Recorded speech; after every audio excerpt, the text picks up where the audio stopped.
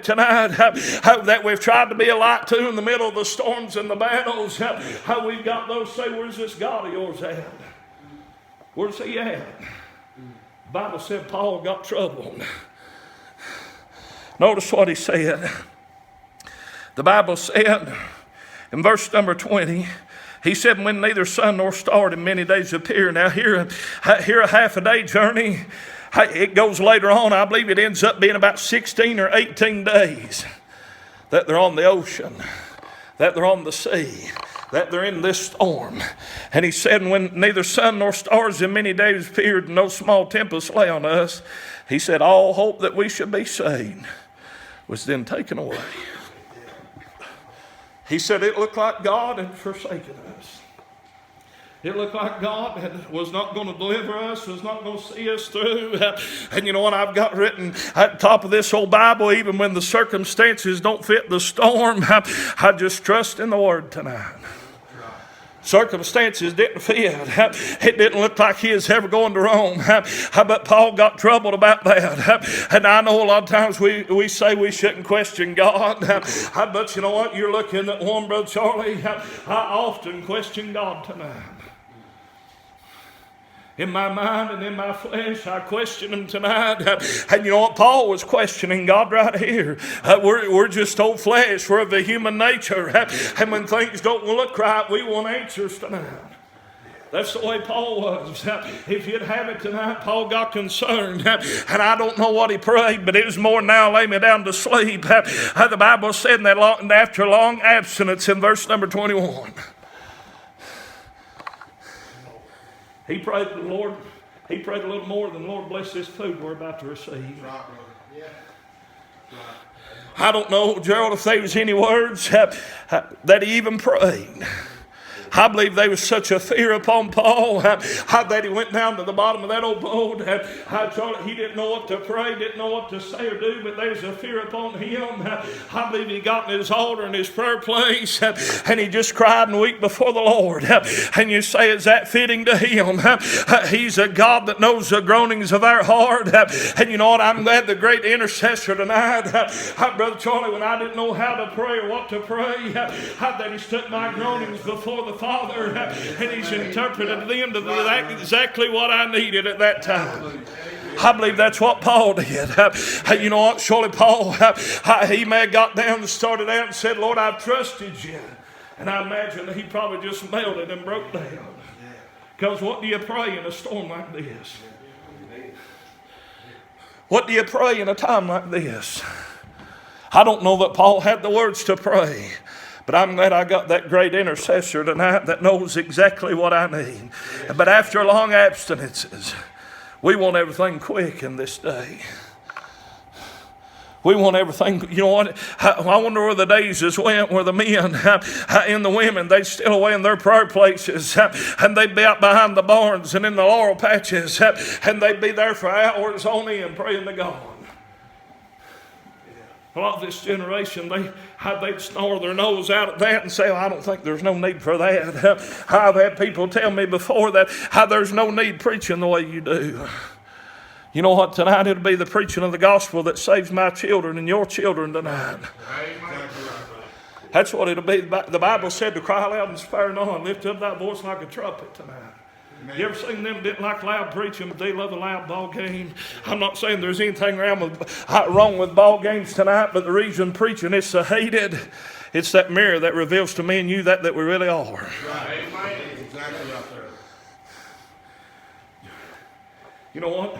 I guess to myself, I don't know that I ever look good, but my wife, every time we go to church, before we go somewhere, I always say, how's this look? So you look good.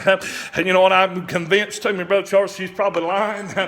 Just because she loves me tonight. But you know what? A lot of times I don't like what the mirror says. I've told my church, and a lot of times I explain it this way. Therefore, there's times, Brother Charlie, I don't go to the doctor because I don't like what he's going to say.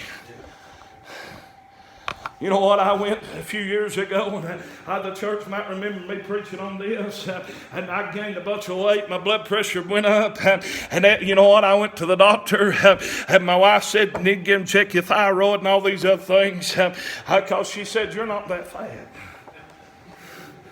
And I got to the doctor and he told me I was that fat. And you know what? A lot of times we'll let love begin to compromise and get in the way. A lot of times I don't like to go to the doctor because I know what he's going to say. He's going to hurt my feelings. And you know what? I like it when the gospel, I love the Lord enough and want to get close to Him. There's times I like it when the gospel hurts my feelings, and the times I don't like it, I realize I'll have to like it before I ever get anything from God. That's right. Yeah. Before I ever get anything from God. Amen. You know what, tonight, how many of you ever went to the doctor and he's prescribed you something and you said, well, he's crazy, you don't know what he's talking about. But every time I had a staph infection in my leg here a few weeks ago, and I think I ended up getting about 8 different prescriptions and about 12 different shots. And I was beginning to think he didn't know what he's talking about. There was a great cost come with that, but you know what? Surely to get better, you got sometimes you got to make a sacrifice. And if we're going to get better and get closer to God, we're going to have to sacrifice this old flesh, and we're going to have to. I say, Lord, here I am. Use me how you want to. The Bible said in one place, I believe old Paul did, to let us lay aside every sin and every weight that does easily beset us, and let us run the race that's set before us with patience tonight. I believe Paul learned some patience here in this storm. A lot of times God will let us go in a storm, Brother Charlie, to teach us some patience. A lot of times God will withdraw from us. And you know what? Old Paul told Timothy, he said, preach the word, be instant in season, out of season. He said, when it seemed like the church wants it, you better preach. And he said, Charlie, when it seemed like they don't want it, you better preach. I've found now through the years that teach you a lot of patience. I'm not saying preach without God and do things without God, but I've always found if I was willing and prayed up and I had studied up and I had something to try to give the people, that God will most of the time give us a little something. Very few times we ever gather at the church that God don't give us something. You know what? I grew up on a farm. Some preachers, they won't preach if they ain't a big crowd. We fed the cows whether they all showed up or not. You know what? You got to feed the sheep whether they're all there or whether they ain't. We can't let the ones starved out tonight that did show up when the other ones, I know they might have could have been here, but surely tonight if we was waiting on everybody to show up, there'd have been no preaching done this week. We'll have to be patient if we're going to have a good walk with God, because it's going to happen in His time. He said after a long abstinence, Paul, he went down, his lip dragging the ground, but he come up, and I believe he was a little bit boastful and a little bit proud. He got reassured that everything was well. He come up and his first words were, Brother Tony, he said, wherefore, sirs, be of good cheer. He said, there ain't one reason to be sad. Can I tell you tonight, I know it looks like the world's going to pot and a lot of our people is going to pot, but God said, Brother Charlie, there ain't no one reason to be sad. Paul said, wherefore, sirs, be of good cheer. He said, for the angel of God, whose I am, who I serve, he said, he came and visited me just a little while ago. Ain't you glad tonight for the times that he comes and visits with you and reassures you that everything is well? I was telling Charlie out in the porch at my church, I never told them this, they probably know it the way we act sometimes, but about twice a year it seems like we've got a battle that comes along, Brother Tony, whether we're staying or leaving. Whether we're staying or leaving, the devil will get us beat down so low and we don't know which direction we go, wonder if we're doing any good. And you know what, tonight, surely we all face some kind of battle in that way. But you know what, after I've had enough, I have to do like old Paul did. I have to get away from now, lay me down to sleep and go ring the prayer bells of heaven and get serious with God. And God always comes by and reassures me that He's still got this. If He's got the whole world in His hands, He's got me and you in His hands. He's got our problems tonight in His hands. He's never lost a one. The Bible said, except for the son of perdition, that the scripture might be fulfilled. Amen. He said, be of good cheer. He said, God told me everything's going to be all right. He said, wherefore I believe God. You know what your lost people need you to do? They need you to believe God. Amen. You know what your children need you to do? No matter how young or old they are, they need you to believe God. They need somebody to believe God, that God's going to see them through. that God said everything was going to be all right. And the Bible said, he went on to say in verse number 27, we underlined this a little while ago. This, like I said, this is our old Bible. But the Bible said in number 27, when the 14th night was come, as we were driven up and down into Arabia, about midnight, the shipmen deemed that we drew near to some country. You know what? It may not be just a few days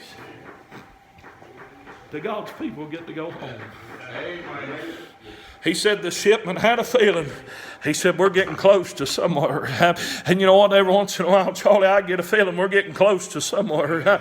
We're getting close to getting out of here. We're getting close to going home. He said he just deemed that we drew near to some country. He said, maybe he felt the weather change. Maybe he felt the atmosphere change. Every once in a while, you know what? We can see change taking place every day. We read and we was tossed to and fro about several different places. We went over and read a little bit about Abraham, being a friend of God. And you know what, Lot, thank God, on Lot's behalf, Abraham was a friend of God. Your people and your loved ones, your neighbors, people in this community need you to be a friend of God. Because if it was not for that, I don't know that God would ever delivered Lot out of Sodom and Gomorrah. If it was not for Abraham being a friend of God, and we read it again today, he said, God, if they be 50, and he got all the way down to 5 or 10. Got all the way down, and the Bible said in the last days it'd be a Sodom and Gomorrah. He said we couldn't even find five righteous in Sodom and Gomorrah. If the Lord leaves us here, it's not going to get any better tonight. Right. And I know God's able, but it's going to wax worse and worse and worse. Worse and worse and worse. I'm sure you've heard or seen on the news about the church shooting in Texas this past week. Or a man came in and shot 2 people. And you know what? Surely that's something that we ought to think about. And that's something that could happen here in the near future. But you know, our greatest enemy is not somebody that's going to come to the door with a gun. Right. And I'm not making light of that in no way, shape, or form. We ought to be prepared for that. And we ought to have that in our mind. But you know what? Our greatest enemy tonight is going to sit out on our shoulders tonight and try to discourage us and try to drive a wedge in between the church. How you say we ain't got but a small number anyway. He'd like to divide that about 3 times if he could. If you ain't careful, he'll use you to do the dividing. You say he will not. He will. He's done it over and over and over again. And if he's just looking for somebody that's discouraged, he's looking for somebody that's jealous, he's looking for somebody that's bitter tonight that he can get in and begin to drive a wedge and bust this thing wide open. That's what he's looking for. But you know what old Paul said? I believe God, he's going to see us home. He's going to do just exactly what he said he would. The storm got so bad, we find some boys that's getting ready to jump off. Paul told them, he said, if these don't bite the ship, we're all going down. He knew God was able enough to see them all through. And the Bible said, and while the day was coming on, Paul besought them all, verse number 33, all to take meat, saying, this day is the 14th day that you have tarried. Continue fasting and taking nothing. They wasn't in no little storm. They was in a 14-day storm. I doubt very seriously, Charlie, any of them had any sleep. They were wore out. They were tired. They'd bailed water and done everything that they knew to do. They got to the place where I said, I've got last night, Lord, I've done everything I know to do. That's what he's waiting on. I believe he said, all right, boys, it's time for me to get started. They didn't have no other reason or no other out but to trust God. Things that got so bad. When if they'd have listened to God back in the earlier part of the chapter and not turned loose, they wouldn't have been in this storm. A lot of times we'll listen to God early in our life and not make poor decisions. We won't be in a lot of storms and struggles we're in. I've got scars in my life tonight from poor decisions I've made. From poor decisions I've made. Just like on the natural side, you know, when the job I work on, a lot of times when we was at the hospital, you had to have on a hard hat and safety glasses. And you know what, you think you can't look any dumber, you wait till you get a hard hat and a pair of safety glasses on. You know what, tonight, Brother Charlie, there's been very few times And I've done this work for a long time. But there's been a handful of times that old hard hat it come in good use. There's been several times them old glasses come in good use. You say, preacher, I don't think it's that strict. And I don't think, you know what? On the job we was at and just got off of, if you didn't have it, you'd go home. They didn't need you. Because you're being unsafe, it's going to set an example to everybody else that they don't have to wear theirs either. And that's about the example, if we're not careful, we're going to set to another generation coming on behind me and you. As far as the things of God. When we say it's not that important and it doesn't matter that much, it's of utmost importance tonight. And it matters more than anything in your life. You know what? Church, and I know there's things that hinder me and you, and there's sickness and death comes. But I believe tonight I'm probably speaking to the faithful few. But I believe church attendance tonight is of utmost importance in your life. I've talked to people before, and they call me on a regular basis. They say, Charlie, preacher, we're struggling. Me and my wife ain't getting along. My kids, they've gone crazy, and they show up at church about once every 2 or 3 months. Yeah. You want me to tell you how not to get them people to call? Tell them the truth. They'll say, what can I do? I say, you need to be in the house of God. That's your biggest problem. You and your wife need to be in church. Your children need to be in the house of God. Used to be, I can remember folks in particular, they'd call me and say, I can't get my children to come. And I'd say, how old are they? 11 or 12. Gerald, do you ever have a problem getting your children to come when they're 11 or 12? You know what our problem is? We've decided to be buddies instead of daddies. We've decided to be friends instead of mamas. I love my children with all my heart tonight. I believe they know that. And there's been times they didn't get to do what the other boys did and the other youngins did. It was all because God wanted me to be a daddy, not a buddy. Yeah. When they was 12 or 13, they didn't have to wonder if they was going to go to church. They knew they was going to church. We've dropped the ball somewhere along the way.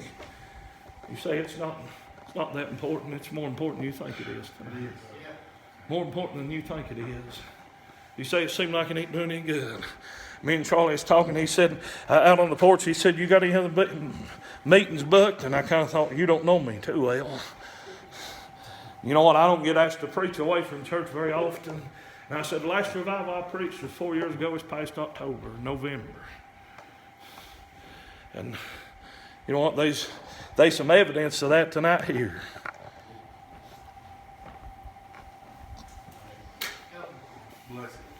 Even when it seems like it ain't going to work, just keep believing, keep trusting. Keep believing and keep trusting. I preached that Friday night and I never will forget. My wife and youngest boy didn't go. My oldest boy went. He's here tonight. He'll tell you I made him go. You know what? I guess he's probably not glad now that I made him go. We got out of church that night and nobody moved. And I knew all day God was there in a great way that night, Charlie, and I thought all day somebody's going to get saved. I'll be honest with you, me and my wife, we'd talked about that boy of mine, we about done give up. Seemed like the more we prayed, the meaner he got. Seemed like it wasn't doing him much good. We was on the way home that night, just coming off Reams Creek, and I quit hounding him about salvation a long time ago. Seemed like the more we talked, the worse he got. And I looked over at him on the way home and I said, you sure everything's well between you and God? And you know what? That's about all it took. God sat down in the midst of us. Amen. The time we got home to Mars Hill, he had to roll out in the driveway and pray, and he said, I need to go to church. And I said, God will save you here. We've done been through this before. And I'm all about people getting saved, but if you ain't serious, I don't want to waste my time, whether it's yours or mine. And it was late, and I preached all week and worked all week. And to be honest with you, if he wasn't serious, I wasn't willing to waste my time.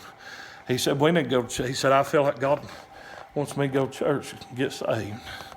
So I called Gerald, and him and Vicky met us down there. It was about 10:30, 11 o'clock. Done had the church unlocked. And I knew when we got in the car, I knew he He meant business. Trotted up the church steps, opened the door, made his way to that altar. Didn't take 30 minutes, didn't take 25, probably 3 or 4 minutes. And he got up and said, I ain't never seen, we got outside, and he said, I ain't never seen the stars this bright. He ain't been perfect since, but I believe God done something for him that night. Even when the circumstances don't fit the storm, just trust the word. I got it settled years before that God was going to save my children, and God was going to do a work in them. A lot of times down through the years, didn't seem like it was going to work, didn't seem like it was doing any good. And God didn't have no reason to come through on his end, because I sure felt him on mine. But I'm glad he don't set his faithfulness to my unfaithfulness tonight. He don't slack on his promises because I've slacked on him. Oh, Paul might have got slack on the Lord, saying, Lord, you've forsaken me. You've forsaken me. You know what I was reminded again today as we was reading and praying and getting ready to come this way? We turned over in Psalms. I meant to write it down, Psalms 1 something. Old David said, Lord, forgive me for my secret faults, my secret sins. He said, but I've sinned and I don't even realize it. You say it ain't that close. If we want revival, it's that close. If we want the move of God in our life, it's that close. You say, God ain't never revealed that to me. It's because we ain't spent enough time in prayer with him. Because we ain't spent enough time ringing the prayer bells of heaven, talking to him. But you know what? Paul got concerned. He said, don't look like I'm going to get to Rome. You may be here tonight and say, don't look like God's going to save my people. Don't look like God's going to save my children. Don't look like God's going to do this or that. And he's promised me he would. I'll just ring the prayer bells of heaven one more time. Well, I'd be that intercessor. I'd be that Abraham for my people. But what did Moses tell him over there? He said, if you're not going to forgive them, Lord, just blot my name out of the book. He said, if they're going to hell, I love them so much, I'm going to go with them. I believe that's what he's telling them, Charlie. You know what? I've got family tonight and friends and neighbors. Boy, I love them so much tonight. And every once in a while, I've got to get to, God's promised me some things. He's promised me some things. Every once in a while, I've got to do like old Paul did, just get in an altar and cry out to a holy God and give him my heart. Amen. And God will show up and God will reassure you that everything's well. You know what the Bible went on to say? The Bible said in verse number 39, he said, they knew not the land. I'm glad I'm a pilgrim, a stranger passing through this place. Charlie, it gets more unknown to me every day outside these doors. I don't know the land. I don't know what the devil's got in store for tomorrow, but I know my God's able enough to handle it. I don't know what the devil may have in store to try to trip me up tonight or tomorrow, but I know my God's grace is sufficient tonight. I know his promises tonight, they're ever so true. They're better tonight than money in the bank. You can count on it tonight. He went on to say, and when they'd taken up the anchors, they committed themselves into the sea. Old Webster 1828, that word committed is what we have a big problem with in our life. Old Webster said, I believe, Brother Charlie, to put in the power or authority of a higher being. We have that hard time with commitment. A lot of people is trying within themselves, and they say, I'm going to do better this year. If you ain't got God, you won't do no better. You think you can, and I'm not trying to be mean tonight, but our flesh tonight, it don't know no good thing. Paul said, in me, in my flesh dwelleth no good thing tonight.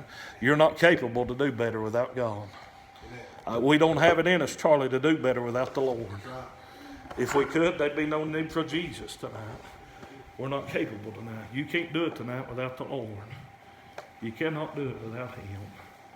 He said they committed themselves into the sea. And you know what? You say, preacher, our church is just small number. Don't seem like God ever sends anybody in. Don't seem like these many ever show up. But you know what? They committed themselves to the sea. They didn't have no control over the water, didn't have no control over the wind. That's all they knew is what the man of God had told them. Didn't the disciples in the New Testament say, behold, what manner of man is this? Even the winds and the sea do obey him. Boy, if we'll pray and commit ourselves unto God, Charlie, and just believe him and trust him tonight, I believe God could send them in. We're not living in the days he's going to send them in by the hundreds, but God can send you some laborers in this place. I'm not talking about other church people. I want other church people to stay at their church if that's where God would have them to be. But I like when just old sinners come through the door and get saved by the grace of God. I believe God's able tonight if we commit ourselves unto him. You say, I've got a problem with the devil and I've tried to resist him. Didn't know, I believe it's James maybe 4:7. That word commit and that word submit, we've got a lot of problems with. I used to say when I was a young preacher years ago, I'd say, just resist the devil and he'll flee from you. That ain't what that says. He said, submit thyselves unto the Lord and resist the devil and he shall flee from you. But we've got the reason I didn't catch that, I guess, because I'm like everybody else, I got a problem with that word submit. I got a problem with letting God have it and living for God because of my old stinking flesh tonight. But if we could commit and submit tonight, I still believe we could see God move in this day and hour. The circumstances did not fit, but Paul said, I ain't got nothing else to do, no other hope but to trust God. No other hope but to trust God. You know what, tonight, our people tonight, they're hooked on drugs and alcohol and everything else in the world. And they've got everything in the world set up to help them. And I'm not against that tonight, but they'll never really get any help tonight. They get saved by the grace of God. They'll never really truly get any help tonight until they get saved. Paul was a man, if you read all his writings, Brother Charlie, I believe he is a man that often faced depression. He is a man that had many battles. But and again, we refer back to a lot of times to Sunday school several years ago. He was teaching over there where old Paul was down in the cell. They dug a hole in the ground, put him in jail. And you know what? The very first thing he asked for, he said, bring my coat if you would. He said, but if you can't bring that, bring what's in the pocket of that old coat. You say, what is he talking about? He said, bring them old parchments. He said, bring that word of God. He said, that's the only comfort I've got. He said, that's the only hope I've got. That's the only hope tonight, church, that we've got is in the Word of God, is in the gospel tonight. You say it's foolish. I wouldn't say that tonight. The Bible said it's foolish to them that perish tonight. But I'm glad tonight it shaped me a moment in that he'd have. That he'd have. Every time I think I'm doing well, and I'm not saying we ought to, humility tonight, as old Jim Pruitt said it last year, the year before, it's not thinking ourselves as nothing. It's thinking of ourselves less and him more. No, if we could stay humble and think about ourselves less and God and the things of God more, and think about others more, that's how we serve God, by serving one another. You know what? I'm glad tonight that God, if you'll just move at His word, if you'll pray and give when God says give and love when God says love, He'll see you through every step of the way. He's never left me, never forsaken me. I believe Paul tells us the same thing. He said, I looked all around about me and no man would know me. He said, all men had forsaken me, but the Lord. There'll be times when you might need your preacher and you can't get a hold of him. He may be out of service. Phone may be dead. Times that I'll let you down, He'll let you down, men will let you down, but God will never let you down. I've let my people down, Charlie, not meaning to, but it was out of my control, out of my hands. But I'm glad we serve a God that'll never let us down. Never leave us, never forsake us. Go ask everybody if we'll stand from your seat for just a moment. And I feel like tonight,